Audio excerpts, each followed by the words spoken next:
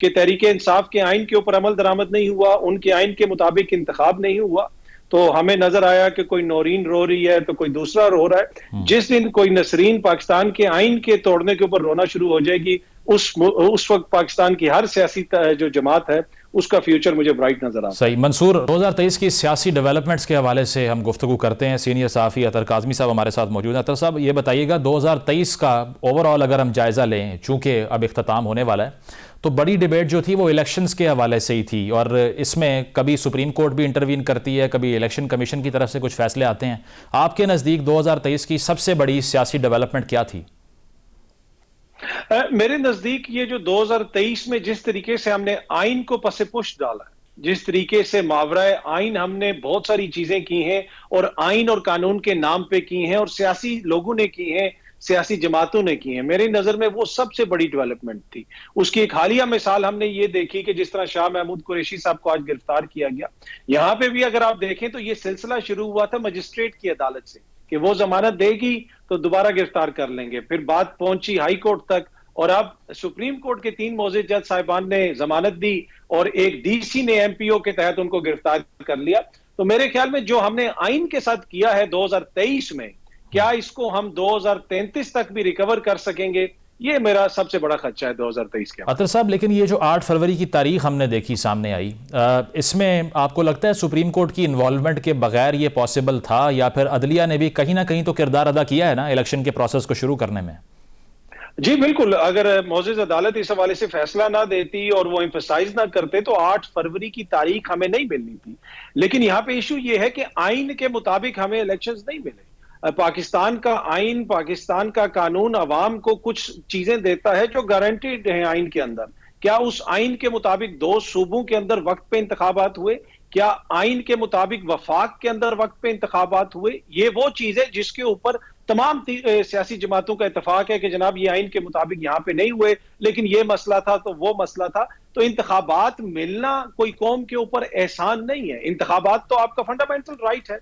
एहसान तब भी ना होता कि अगर वो वक्त पे होते, तो वो भी फंडामेंटल राइट है। तो मेरे ख्याल में वक्त पे इंतखाबात का ना होना और फिर जिसका किरदार है, चाहे वो कोई भी आईनी ओहदा हो, सदर मुमलिकत हो, इलेक्शन कमीशन हो या आपके गवर्नर साहिबान हो, क्या उनसे कोई पूछ रहा है कि भाई आपने वक्त पे क्यों नहीं इंतखाबात करवाए, और किसी ने उसकी कोई कीमत अदा नहीं की? तो ये वही चीज जिस तरह मैंने पहले भी अर्ज किया कि जिस तरीके से आइन को पसे-पुश डाला गया 2023 में, ये एक बहुत बड़ा वाकया है पाकिस्तान। और तहरीक इंसाफ की अतर साहब जो सियासत रही, क्योंकि अगर साल का हम आगाज़ देख लें तो उसमें ऑब्वियसली मोबिलाइजेशन थी, जलसे किए जा रहे थे, खान साहब की तरफ से तकारीर हो रही थी, लेकिन मई में एक बहुत बड़ा पैराडाइम शिफ्ट आता है कि पार्टी का डिक्लाइन इस रफ्तार से शुरू होता है जो अनप्रेसिडेंटेड थी।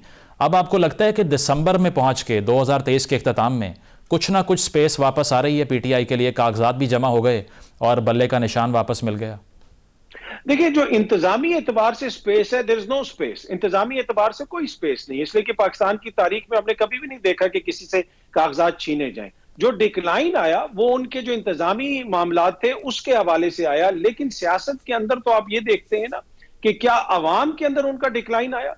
क्या अब तक जो भी उनके हवाले से इंतजामी मामलात हुए हैं, जो मुकदमे हुए हैं, उनकी लीडरशिप को बार बार गिरफ्तार किया गया, क्या इस सारे अमल के नतीजे में उनकी सियासी जमात और उनकी लीडरशिप मजीद मोतबर बनी है अवाम की नजर में, या उसकी जो अवाम की नजर में कोई सियासी एतबार से कोई कमी आई है? तो वो तो बिल्कुल वाजे है कि कहा जा रहा था कि आज से 3-4 महीने पहले कि टिकट लेने वाला कोई नहीं होगा, और उस वक्त भी मैंने अर्ज की थी एक टीवी प्रोग्राम में कि आप देखेंगे कि एक हल्के से 14-14 लोग टिकट्स जमा करवाएंगे, इसलिए कि जमीनी हकायक कुछ और है। हाँ, ये जरूर है कि इंतजामी एतबार से उनके मसाइल हैं, उसमें उनकी अपनी सियासत का किरदार भी हो सकता है, बहुत सारे ऐसे क्वेश्चन हैं जो उनसे भी किए जा सकते हैं, लेकिन अवाम की नजर में मुझे उनका डिक्लाइन उस तरह नजर नहीं आया। अतर काज़मी, आप मुझे बताइए, ये जो चीफ जस्टिस साहब आए हैं, काजी फायीसा साहब, इनके आने से आपकी एक्सपेक्टेशंस जो थी वो कुछ कंप्लीट होती दिखाई दे रही हैं, और दूसरी चीज़ गोइंग इनटू 2024 सियासी इंस्टेबिलिटी कुछ ख़त्म होने की उम्मीद है आपको 2024 में? देखिए, जब जिस माशरे के अंदर या जिस निज़ाम के अंदर शख्सियात से आपकी उम्मीदें वाबस्ता हों, वो इट्सेल्फ एक तरह से ये इस चीज का साइन है कि इस सिस्टम के अंदर बहुत ज्यादा खराबियां हैं। तो कोई भी शख्सियत पाकिस्तान को इस मसाइल से बाहर नहीं निकाल सकती, कोई भी एक शख्सियत पाकिस्तान की आवाम को इंसाफ नहीं दे सकती। उसके लिए एक निज़ाम होता है, आइन और कानून होता है। अब सीटों पे शख्सियात आती रहती हैं और वो चली जाती हैं। तो जो यहाँ पे लोग उम्मीदें रखते हैं कि नए चीफ जस्टिस साहब से या पुराने चीफ जस्टिस साहब से या किसी और मोअज़्ज़ज़ शख्सियत से, ये इटसेल्फ एक सबसे बड़ा सबूत है कि हम एक ऐसे निज़ाम के अंदर हैं कि जो निज़ाम काम नहीं कर रहा सही तरीके से। तो मेरी उम्मीदें जो है वो निज़ाम से हैं और मैं उम्मीद करता हूं कि ये जो डेमोक्रेटिक निज़ाम है ये मजबूत होगा। जहां तक 2024 का ताल्लुक है, इस मुल्क में हमने हालिया अरसे में, जिस तरह मैंने पहली बार अर्ज किया, कि जमहूरियत के बहुत बड़े बहरान देखे हैं, बहुत कुछ देखा है, लेकिन असल बहरान इस मुल्क में 8 फरवरी के बाद शुरू होगा। और मेरी नजर में, हो सकता है मैं रॉन्ग हूं, मतलब इलेक्शन के बाद भी आपको स्टेबिलिटी दिखाई नहीं दे रही?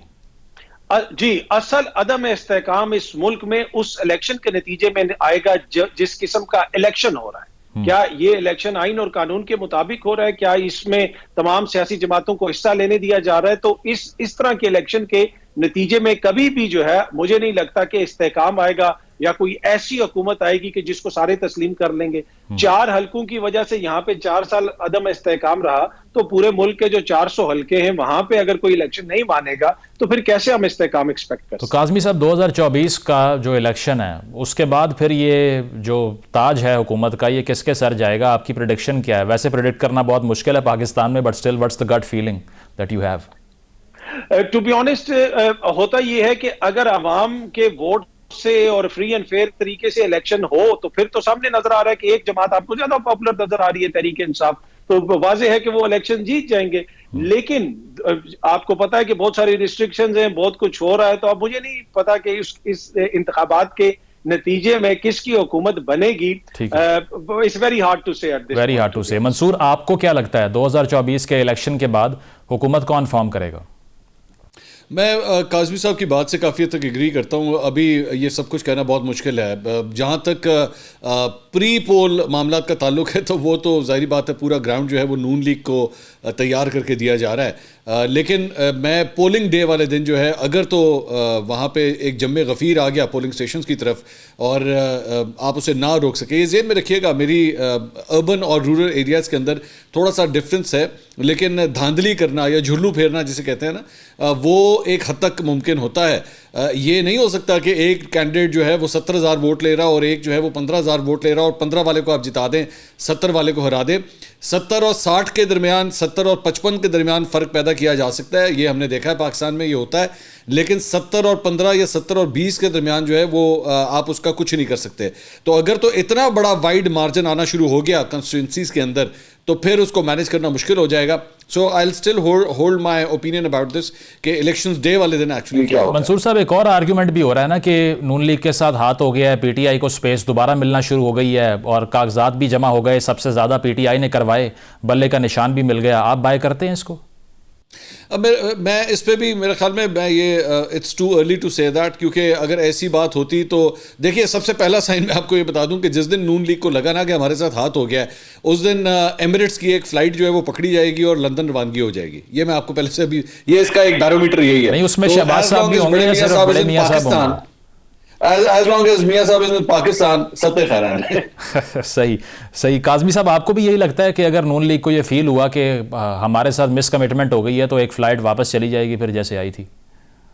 जी, ये तो देखें ना, माजी करीब का ही हमारी ये तारीख है, वो हमने देखा कि जब तक उनको उनके मसाइल होते हैं तो वो फ्लाइट उधर ही घूमती रहती है, सऊदी अरब तक आती है, दुबई तक आती है, वापस लंदन चली जाती है। तो यकीनन जब भी कोई ऐसा इशू हुआ तो मुझे तो यही लगता है कि वो एक बड़ा ये उसकी तरफ पॉइंटर होगा कि अगर उनकी क़यादत मुल्क से बाहर चली जाती है।